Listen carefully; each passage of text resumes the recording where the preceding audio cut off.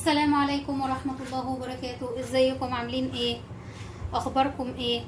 النهاردة هنعمل مع بعض طبق حلو وهو بلح الشام، وهنقول مقاديرنا مع بعض يعني هنلتزم بالمقادير دي عشان يطلع مظبوط جدا وما يطلعش لا خفيف ولا تقيل ولا ان هو ما يظبطش معايا في التحمير. لا، كل حاجة هنقولها بالظبط.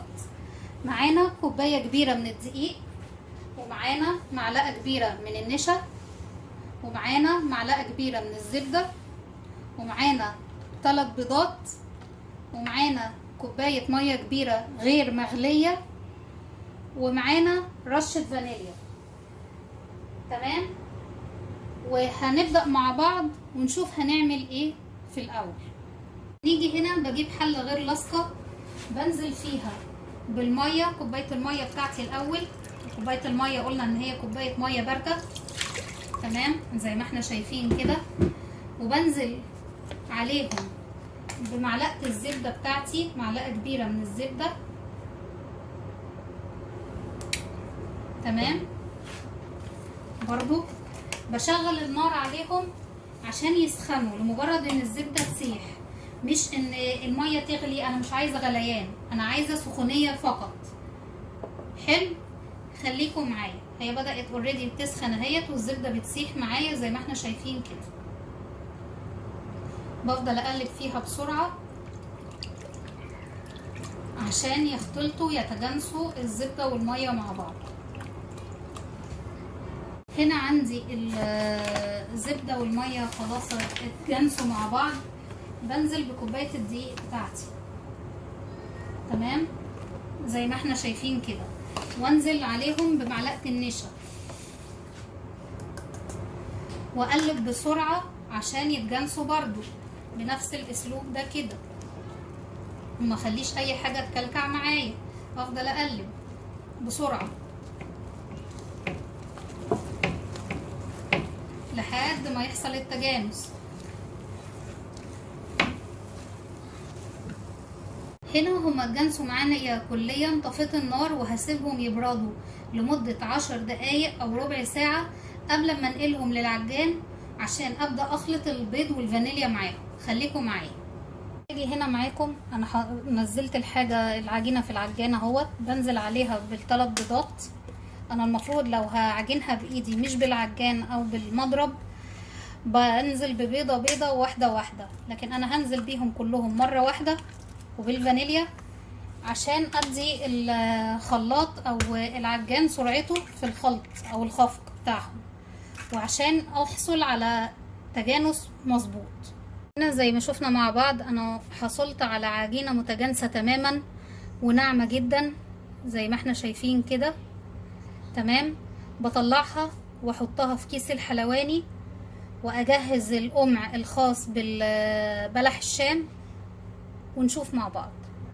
باجي هنا معاكم، انا جهزت الزيت اللي انا هقلي فيه، تمام، وجهزت العجينه بتاعتي في كيس الحلواني خلاص بقت جاهزه. بس الزيت انا محطتهوش على النار، انا محتاجاه ان هو يبقى زيت بارد. انزل فيه الاول بالعجينه بتاعتي زي ما احنا شايفين كده، لاني عندي بلح الشام انا مش عايزاه يعني يتلسع، لازم ينزل في زيت بارد الاول وبعد كده بيسخن عليه عشان هو بينفش. انا مش عايزاه ينفش برضو زيادة عن اللزوم. طبعا افضل كيس حلواني يعني اللي هو بيبقى سيليكون داخلي وخارجي قماش بيبقى افضل في حتة التقطيع وحتة عمايل الحلويات، لانه بيبقى سلس. في الاكياس البلاستيك السيليكون دي بتنزل اوكي مع الحلويات بس ما بتبقاش ناجحة تماما، او العجينة ما بتبقاش ناجحة. هكمل باقي التقطيع وارجع لكم. هنا انا بدأت اسخن الزيت بتاعي والنار، يعني الزيت يسخن والبلح فيه، طب بلح الشام فيه اهو، تمام. شغلت النار عليه، النار عالية لمجرد ان هو هيبدأ يسخن ويشتغل سخونيته معايا وانا مستمرة بقطع برضو. هقوم موطية عليه.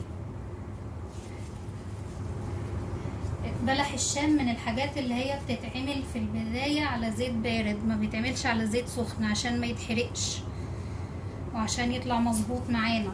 تمام.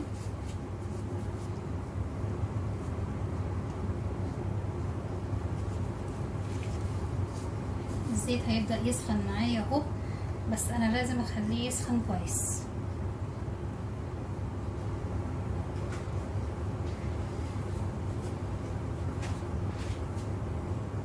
فهوت الزيت بدأ يسخن معايا، وبلح الشام بدأ ينفش معايا في الزيت اللي انا حاطاه فيه زي ما انتم شايفين، وبيقلب.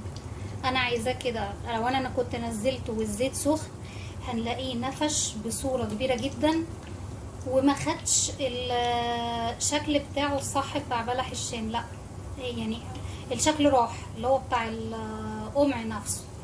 تمام. بقلبه بالراحة خالص واوريكم اهو. زي ما احنا شايفين انا بقلبه بالراحة جدا. هو بيتقلب بسرعة لانه خلاص اوريدي بدأ يعني ياخد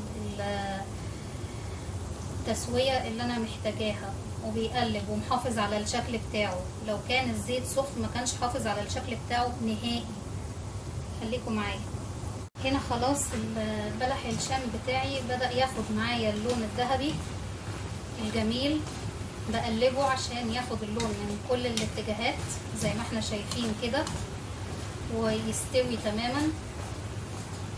وبهدي النار عليه عشان ما يتحرقش، لان الزيت خلاص يعني خد درجة الغليان. انا هديت النار خالص دلوقتي، ومجهزة شربات يعني بارد جنبي هنا كنت مجهزاه. هبقى اسيب لكم الفيديو بتاعه، الرابط بتاع الفيديو في صندوق الوصف اسفل الفيديو. بطلع فيه بلح الشام دلوقتي واكمل الكمية وارجع لكم. هنا اهوت انا طلعت بلح الشام في الشربات، ولازم يبقى الشربات بارد مش ساقع. مش لازم يبقى ساقع، ممكن اعمله قبلها مثلا 3 ساعات واسيبه يبرد. تمام اهو زي ما احنا شايفين. والشربات يعني ليه سكنس مطلوب للبلح الشام او الزلابية او الحلويات ديت. تمام. خليكم معايا ونكمل ونتقابل. وهنا يا حبايب قلبي بعد ما بلح الشام قعدته 10 دقايق في الشربات البارد وطلعته وحطيته في طبق التقديم. ارجو ان اكون افدتكم واكون عند حسن ظنكم، وما ننساش نضغط لايك وشير وسبسكرايب للقناة، والاشتراك او السبسكرايب هتلاقوه اسفل الفيديو. مجرد ما تضغطوا عليه بيظهر زر الجرس. اختاروا كل الاشعارات ان شاء الله عشان يوصلكم كل ما هو جديد. شكرا.